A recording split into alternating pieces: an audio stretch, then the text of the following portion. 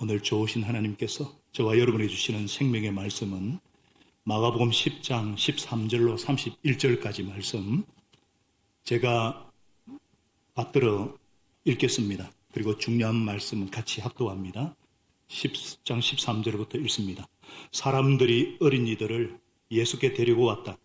쓰다듬어 주시기를 바랬다. 그런데 제자들을 그들이 꾸짖었다. 그러나 예수께서는 이것을 보시고 노하셔서 제자들에게 말씀하셨다.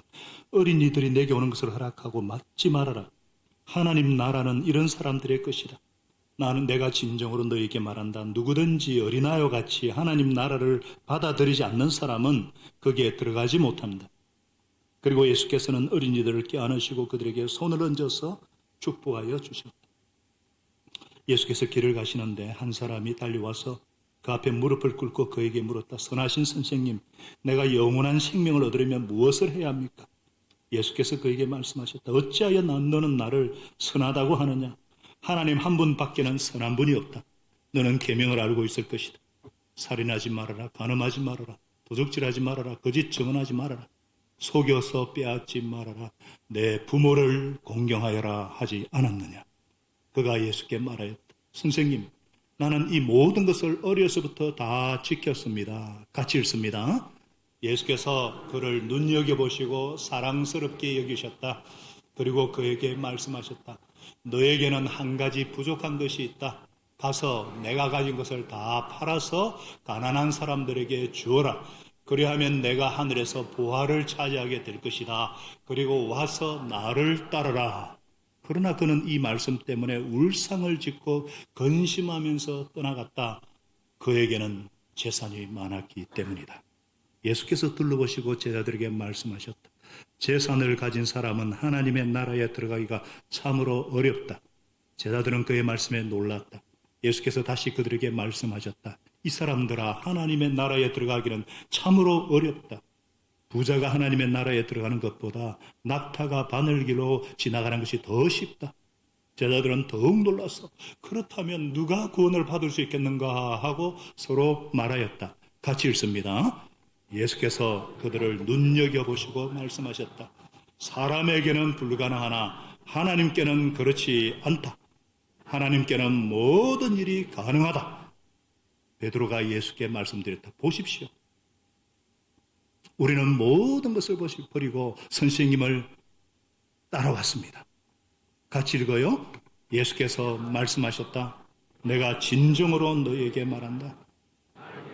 또 복음을 위하여 집이나 형제나 자매나 어머니나 아버지나 자녀나 논밭을 버린 사람은 지금 이 세상에서는 받게도 받겠지만 집과 형제와 자매와 어머니와 자녀와 논밭을 100배나 받을 것이요 오는 세상에서는 영원한 생명을 받을 것이다. 그러나 첫째가 꼴찌가 되고 꼴찌가 첫째가 되는 사람이 많을 것이다.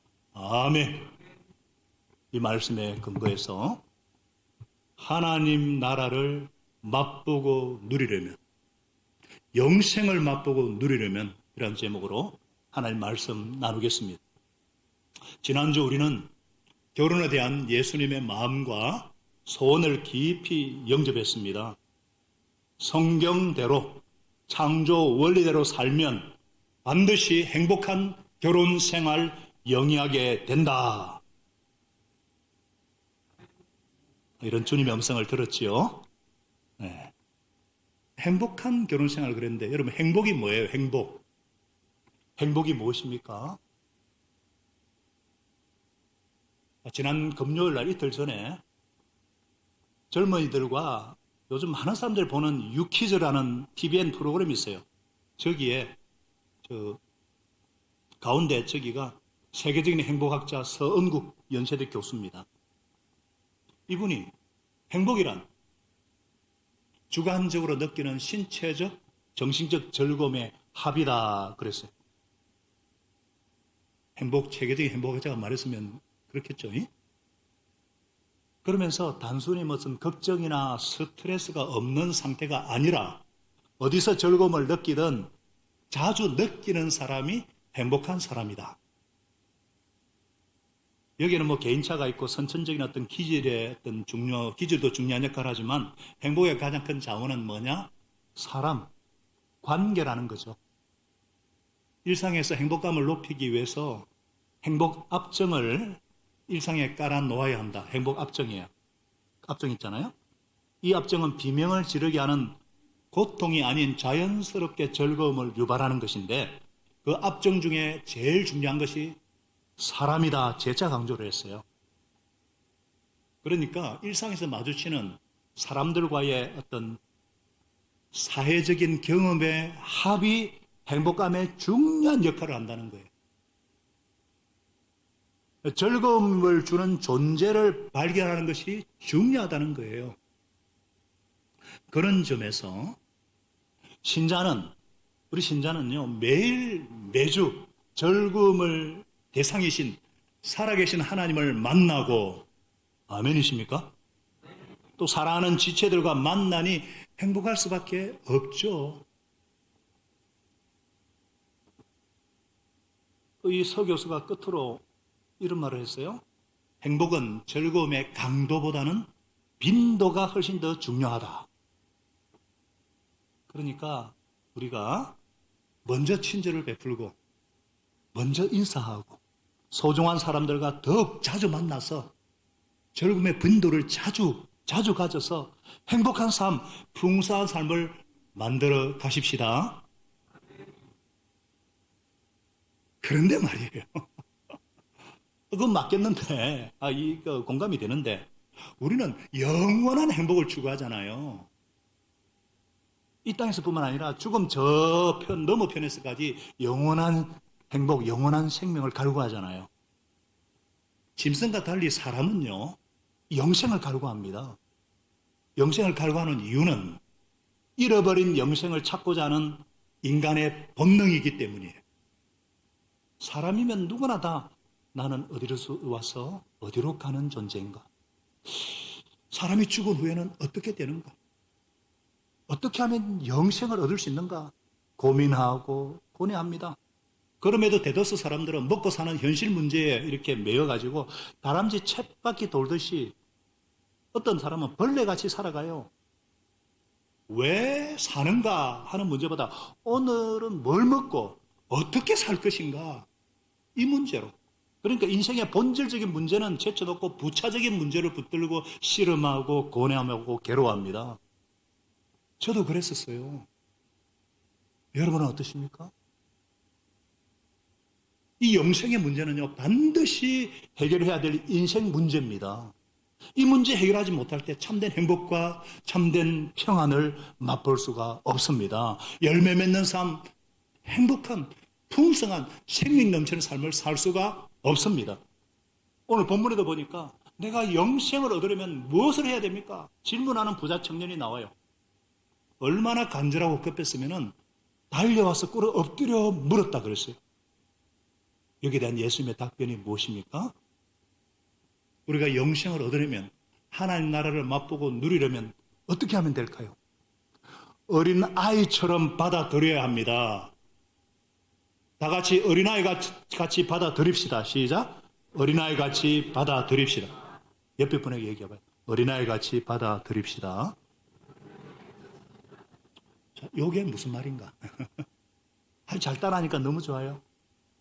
참 어린아이 같아서 너무 좋아요.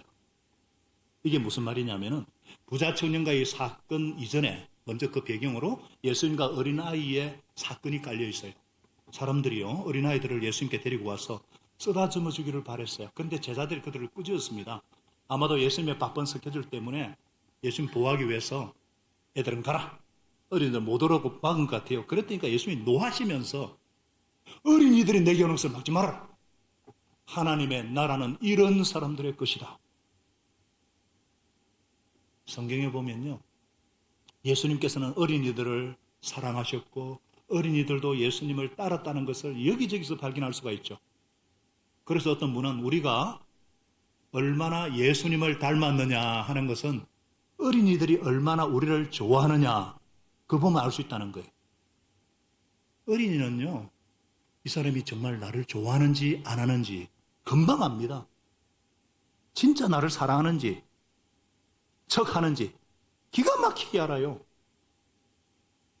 예수님이 말씀하세요. 내가 진정으로 너에게 말한다. 누구든지 어린아이같이 하나님 나라를 받아들이지 않는 사람은 거기에 들어가지 못한다. 그리고는 어린이들을 껴안으시고 손흔들 축복기도 해주셨어요. 자, 무슨 말이죠? 어떤 분은 어린아이처럼 순진해야 된다. 어린아이처럼 남을 쉽게 믿어야 된다. 뭐 여러 가지 말을 하는데 물론 맞습니다만 예수님의 말씀의 핵심이 뭐냐? 어린아이처럼 받아들일 줄 알아야 된다는 거예요. 우리가 어린아이 하면 어떤 특별한 인격적인 좋은 점이 있어서 그것을 본받아야 하늘나라에 간다는 말이 아니죠. 하늘나라는 인격으로 자격으로 가는 것이 아니기 때문입니다. 예수님의 말씀의 핵심은 뭐냐? 어린아이처럼 받을 줄 알아야 된다는 거예요.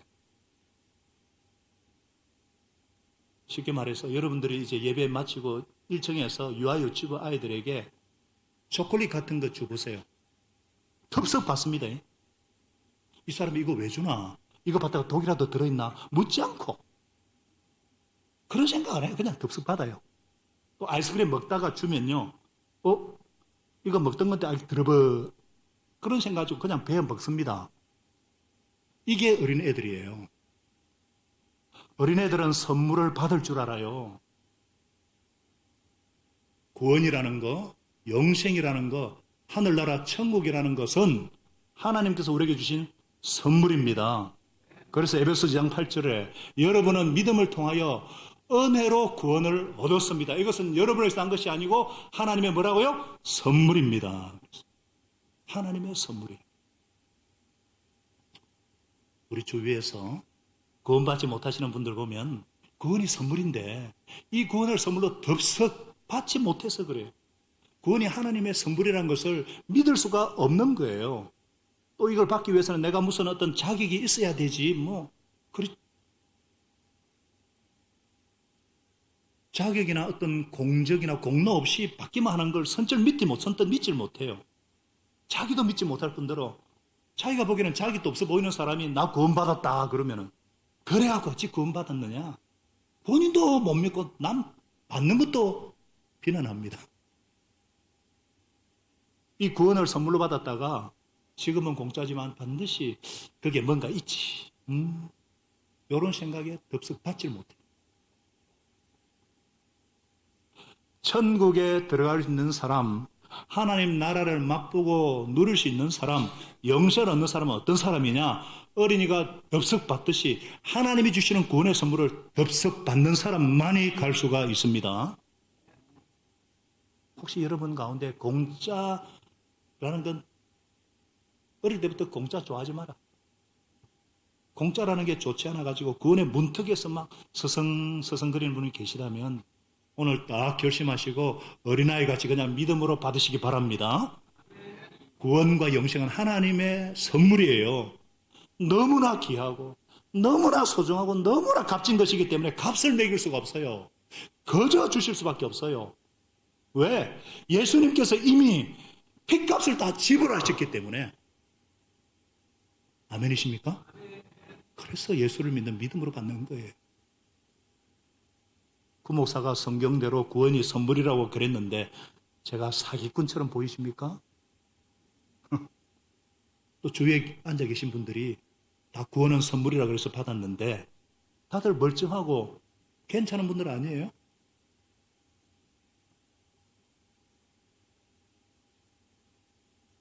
아닌가 봐요?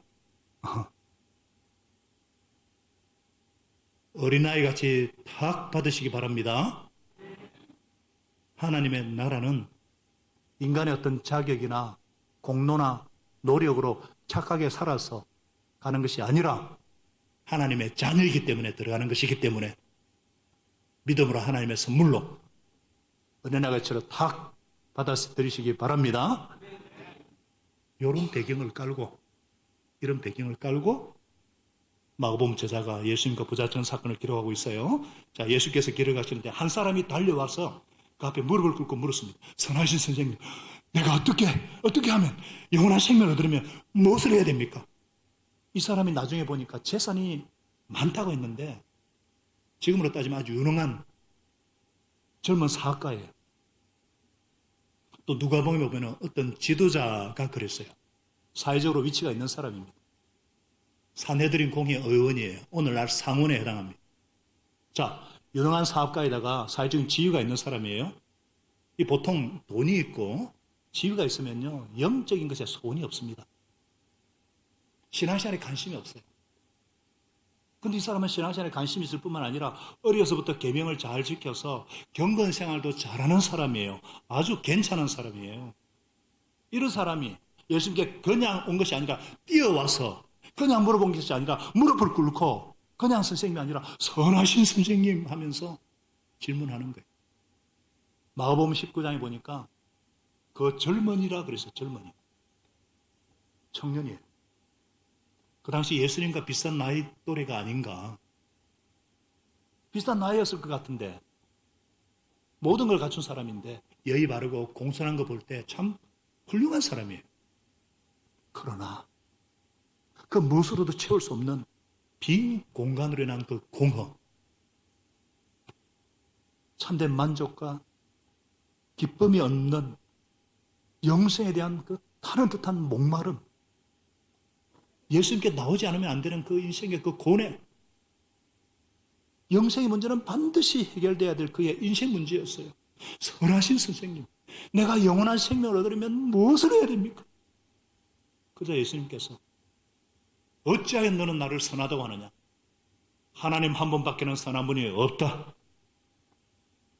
내가 선하지 않다는 것이 아니라 시선을 하나님께 돌리는 말씀이에요. 영생에 관한 것은 하나님께서 이미 말씀해 주셨다는 거죠. 그러시면서 십계명 후반절을 언급하십니다. 대인 관계에 대해서 간추려서 말씀하시는 거예요. 너는 이미 계명을 알고 있을 거다. 살인하지 말아라. 간음하지 말아라. 도둑질하지 말아라. 거짓 증언하지 말아라. 속에서 빼앗지 말아라. 네 부모를 공경하여라. 그러니까 청년이 뭐라고 대답했어요? 선생님, 저는 이 모든 것을 어려서부터 다 지켰습니다. 여러분 아시겠지만 유대인들은요, 태어난 지 8일 만에 할례를 행합니다. 하나님의 백성이라는 표로 할례를, 복용수술을 행해요. 그리고 6살 때부터 율법을 암송하기 시작해요. 그리고 12살에 성년식을 갖습니다. 이 청년은 어려서부터 하나님 계명을 다 지켰다는 거예요. 아마 이 자리에 앉아 계신 분 중에 선뜻 나는 어릴 적부터 다 지켰습니다 말할 수 있는 분이 별로 없을 거예요. 전혀 없든지 조용하신 거 보니까 아무도 없으시네. 대단한 청년이에요. 이쁘게도 보시게 됐습니다. 그래서 예수님이 그를 눈여겨보시고 사랑스럽게 여기셨어요. 참 드문 청년이에요. 그런데 내게 한 가지 부족한 것이 있다.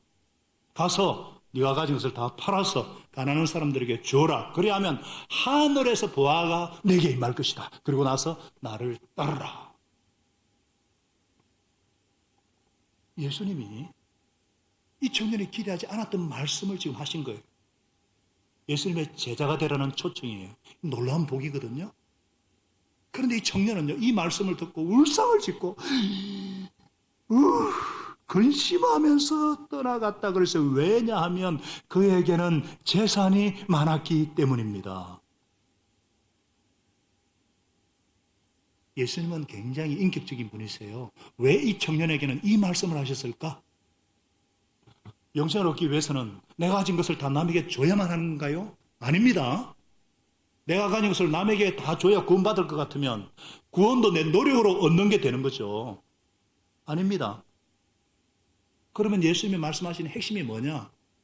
하늘에서 보화가 너에게 임할 것이다. 그리고 나를 쫓으라. 이것은 뭐예요? 계명을 지켜서 영생이 얻어지는 것이 아니라 나를 따름으로 영생이 주어지는 것이다. 그래서 나를 따르라. 초청하시는 거예요. 예수님과의 관계 속으로 부르시는 초청이에요. 왜냐하면 하나님의 나라는 예수님이 왕으로 통치하시는 나라이기 때문입니다. 영생은 참된 하나님과 오직 한 분이신 참 하나님과 그분이 보내신 예수 그리스도를 아는 것이기 때문입니다. 예수님께서 요한과 베드로를 부르실 때 너희들 가진 거 다 팔아서 가난한 사람이 주고 나를 따르라 그러지 않으셨어요. 그러나 예수님께서 나를 따르라 부르실 때는 그런 의미가 다 포함되어 있습니다. 어떻게 아느냐? 제자들이 예수님의 부름을 받았을 때 있는 것을 적시 버리고 예수님을 따라갔어요. 그래서 베드로가 28절에 우리는 모든 것을 버리고 주님을 따라왔습니다. 이렇게 고백하고 있잖아요. 여러분, 제자가 된다는 것은 내가 가진 모든 소유권을 주님께 드리는 것입니다.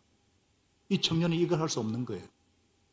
내가 가진 재물만 손대지 않으면 십계명도 얼마든지 지키겠고 예수님의 가르침에도 귀를 기울이겠고 하라는 대로 하겠습니다.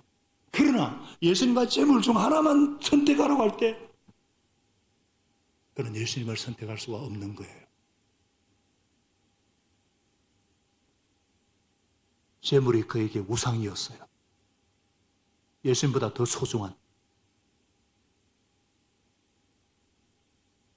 예수님의 제자가 된다는 것은 예수님이 내 삶의 가장 중요한 분이 되는 것입니다. 예수님께 내가 가진 모든 소유권을 돌려드리는 거예요.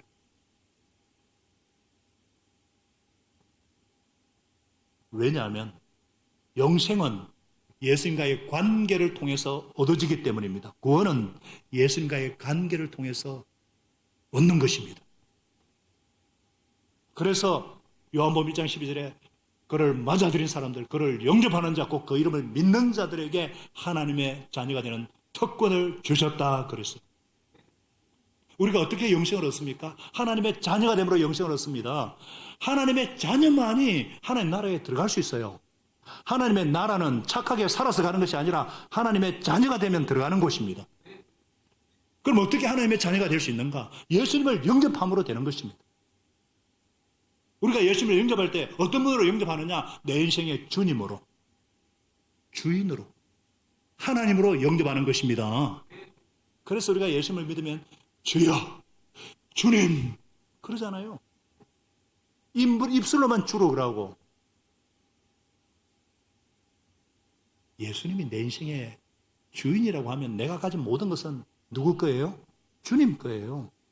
내가 가진 재물도 주님 것이고 내가 가진 재능도 주님 것이고 내 시간, 내 가정, 내 일터, 내 직장, 내 사업도 주님 것이고 다 주님의 것입니다. 그럼 내 거는 뭐냐? 주님의 것이 내 것이 되는 거예요. 여러분, 그래서 주님으로 영접하고 나면은 편한 거예요. 다 맡겨버렸으니까 편한 거예요. 주님이 책임져 주시니까 편한 거예요. 할렐루야.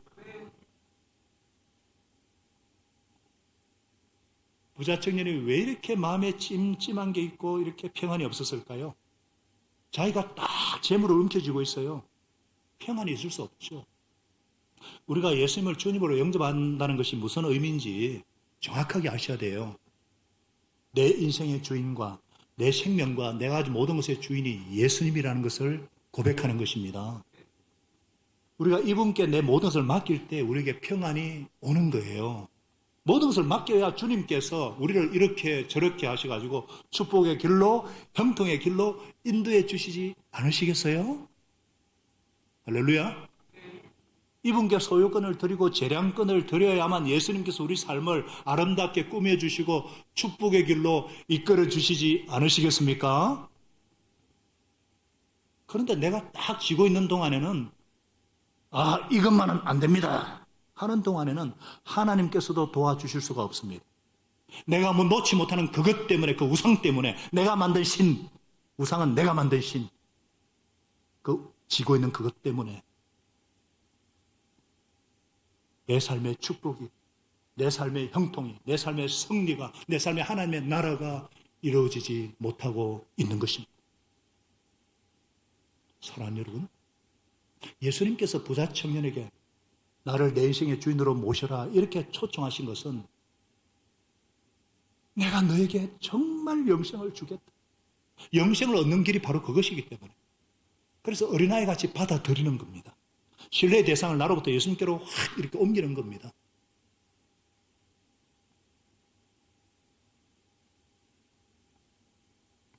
우리가 예수님을 주님으로 모신다는 것이 무엇인지 잘 아셔서 예수님을 따를 때 오는 그 자유함과 평안을 맛보시기를 축복합니다. 예수님께 모든 재량권을 맡겼을 때 주께서 내 삶을 축복으로, 주께서 내 삶을 형통으로, 주님께서 내 삶을 승리로 이끄시는 아름다운 손길을 체험하시기를 축복합니다.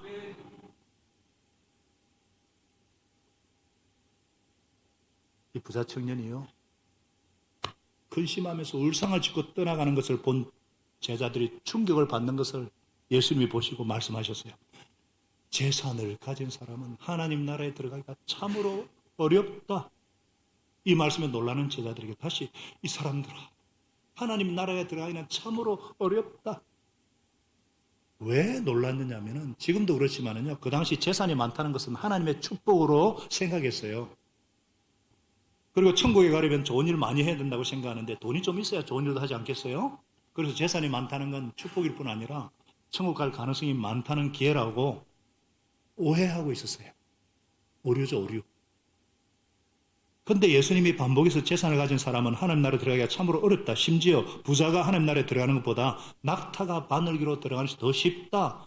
과장법까지 쓰시니까 이 말씀들은 제자들이 너무 놀라가지고 그렇다면 누가 구원을 받겠습니까?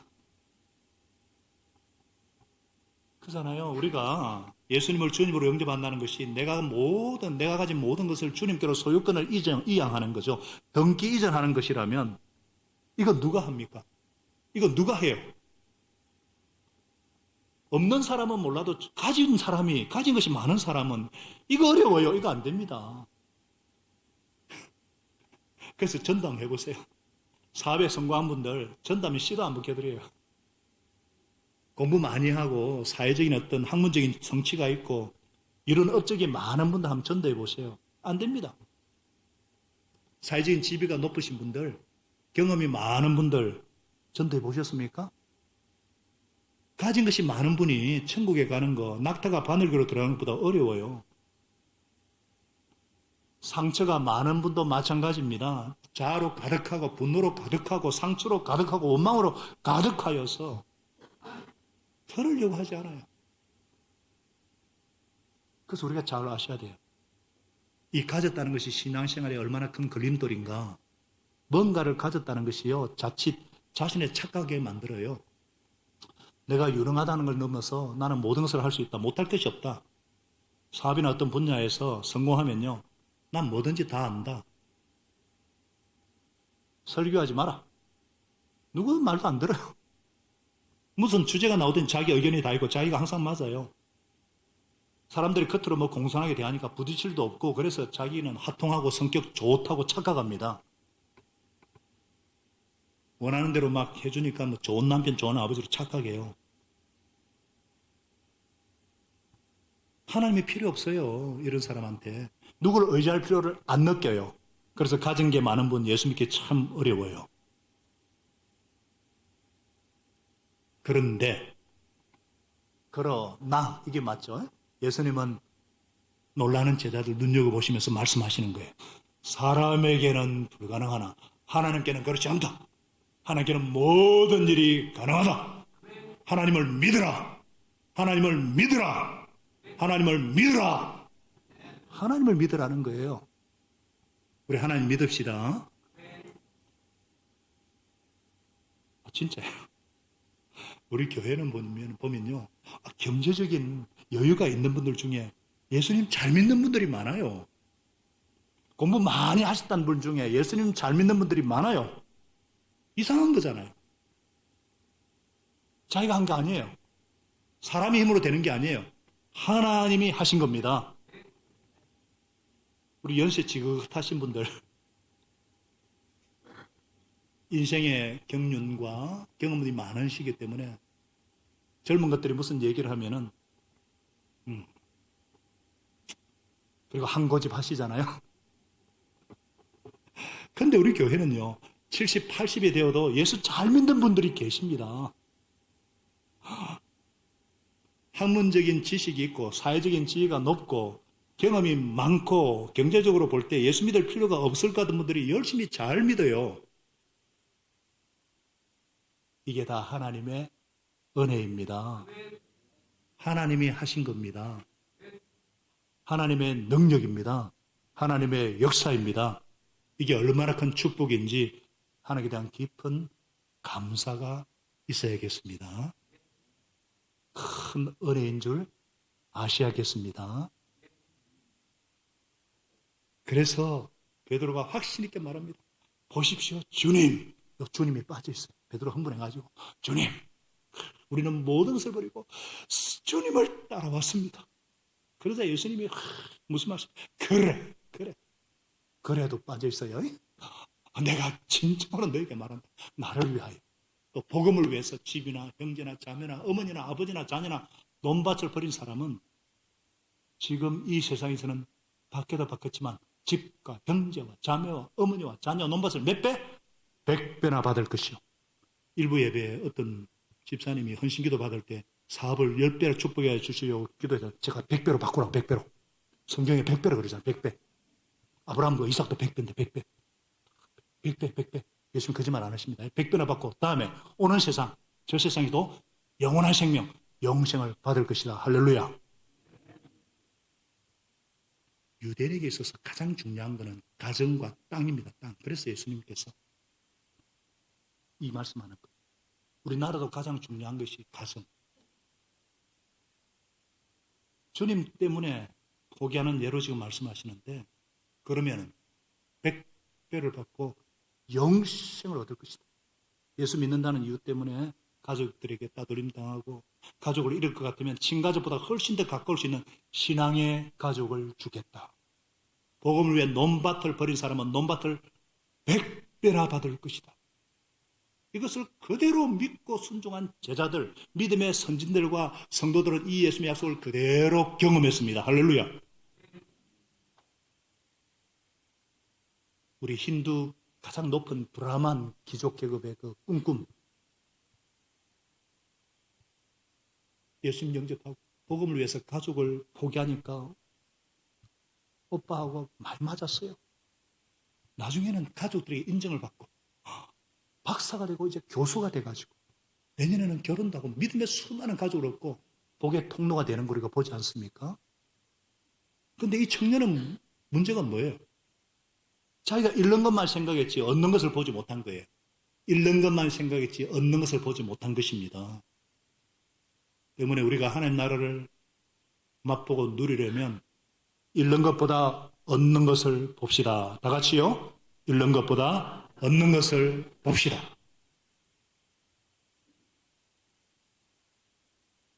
예수님께서 이 청년에게 요구하신 거 말도 안 되는 거 요구하신 거 아닙니다. 만일 이때 이 청년이 딱 마음을 탁 잡고 예수님을 쫓았으면 어떻게 됐을까요?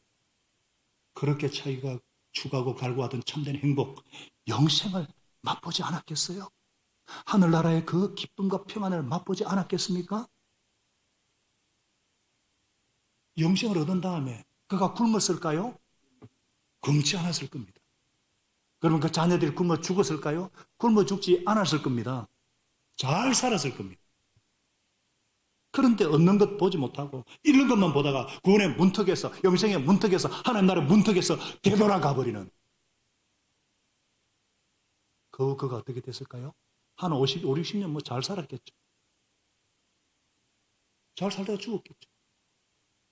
남들 두 끼 먹을 때 그는 세 끼 먹을 수도 있고, 남들 밀가루 음식 먹을 때 그는 고기 음식 먹을 수도 있고, 남들 배옷 입을 때 그는 비단 옷 입었을지도 몰라요. 그러나 영생도 맛보지 못하고 결과는 죽고, 한 번 죽는 것을 그치지 않고 심판, 그 심판은 불과 요한을 타는 바다에 영원히 고통받는 둘째 사망에 떨어지는 것입니다. 참 유망한 청년이에요. 예수님 보시기도 마음에 쏙 드는 청년이에요. 이 청년이 예수님 따르는 우선순위만 분명했다면 바울만큼 쓰임받지 않았을까? 이 청년이 사보험서에 다 등장을 하는데 이름이 어디에도 안 나와요. 그냥 어떤 부자 청년. 이래서는 안 되는 예로서 성경이 두고두고 말씀하고 있는 거예요. 얻는 것 보지 못하고 잃는 것만 봐서 그렇습니다. 그러나 베드로는 어떻게 됐어요? 베드로는 잃는 것 보지 않고 얻는 것 봤어요. 이 청년과 베드로 비교하면 잘 비교가 안 되죠. 인간적으로 이 청년 발바닥에도 미칠란가? 그러나 그가 예수님 부름 받았을 때 모든 것을 버려두고 예수님을 따랐습니다. 이제 사람 낳는 어버디에 나를 따라 그대로 따랐어요. 어떻게 됐어요? 평범한 고기 잡는 어부 베드로가 성경 곳곳에 이름이 나오고 기독교회의 초석이 되고 베드로 전후서를 남겨서 대대로 신앙의 빛을 비추고 오고 오는 세대 사람들을 흠모하는 그 위대한 인물이 될 뿐만 아니라 천국에서 영생을 누리면서 예수님 보좌 우편에서 심판자로서 할렐루야.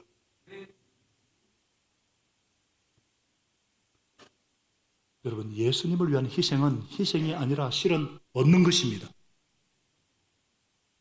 내가 분명히 예수님을 따르기로 마음을 딱 먹는 그 순간 예수님이 내 삶의 주인이 되셔서 그때부터 주 안에서 맛보는 그 평안과 기쁨, 하나님의 임재 안에서 누리는 그 세상에 줄 수 알 수 없는 그 평안과 평강과 만족을 누리게 하십니다. 만일에 여러분들이 예수님을 따르고 그랬는데 내 삶 가운데 뭔가 신앙생활에 재미가 없고 기쁨이 없는 분들, 여전히 하루하루 바쁘게 살지만 문득 내가 지금 뭐 하고 있지? 그런 분들은 내 삶에서 주 예수님보다 더 중요한 뭔가가 있어서 영생의 기쁨을 가로막고 있지는 않는지 살펴보시기 바랍니다.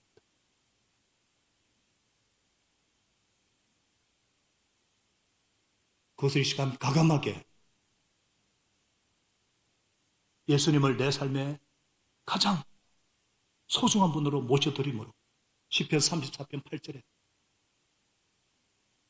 하나님의 사랑을 받고 하나님을 사랑하고 사는 것이 기쁨이 무엇인지 여호와의 선하심을 맛보아 알지어다.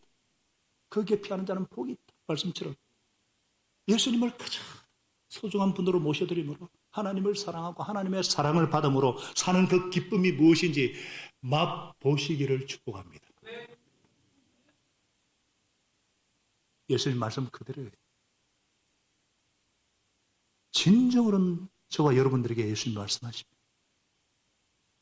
나를 위하여, 복음을 위하여 집이나 형제나 자매나 어머니나 아버지나 논밭을 버린 사람은 지금 이 세상에서는 박해도 받겠지만 집과 형제와 자매와 어머니와 자 논밭을 100배나 받을 것이고 영생을 얻을 것이다.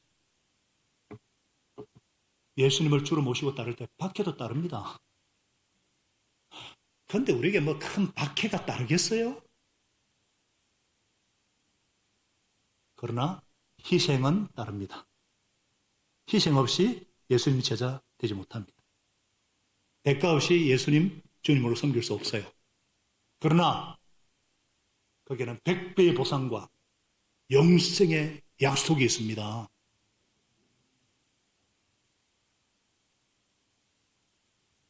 예수님을 주님으로 영접하고 세례받기를 원하는데 여러 가지 손해를 생각해서 주저하시는 분들이 계시다면 손해보는 거 보지 마시고 얻어지는 거 보시기 바랍니다.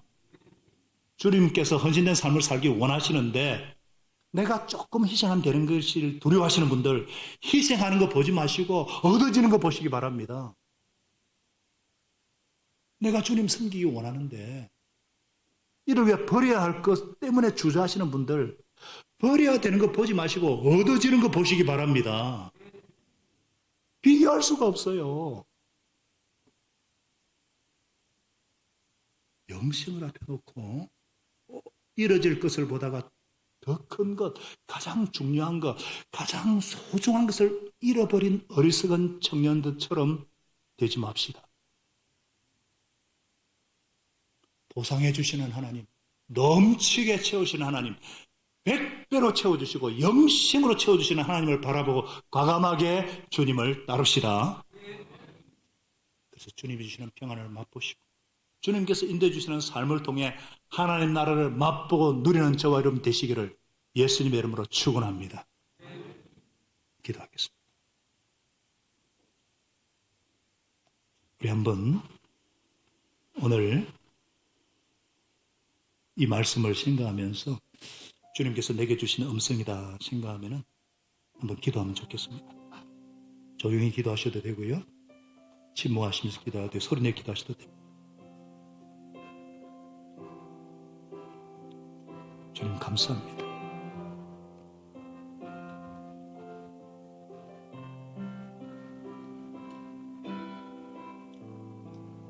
감사합니다. 주님 고맙습니다. 아버지 감사합니다. 영생을 주시니 감사합니다. 아버지 고맙습니다. 깨닫게 하시고 붙잡게 하시고 주님으로 모시게 하시면 감사합니다. 어린아이같이 받아들입니다.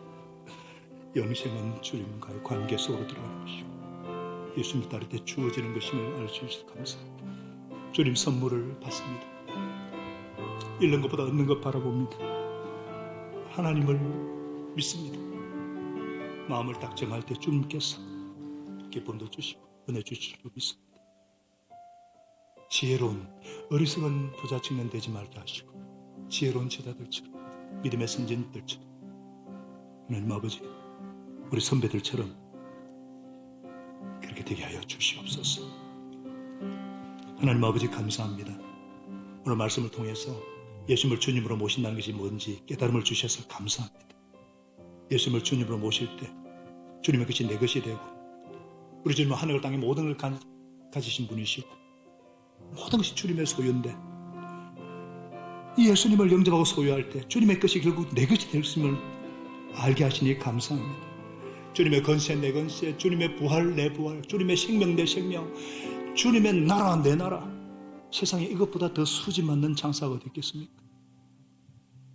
주님 예수님을 주로 모실 때 그거는 하나님의 선물이고 내 인생과 소유의 주인이 예수님이심을 고백하는 것이고 주님께 드리는 것이 손해보신 게 아니라 평안이고 주님이 인도하시니 축복이요 이 땅에서 100배의 복을 얻고 내세 영생으로 보상하는 축복이 있다는 것을 꽉 믿게 하여 주셔서 어린아이같이 받아들이고 제자들같이 순종해서 하늘나라를 맛보고 누리고 경험하며 살게 하여 주시옵소서.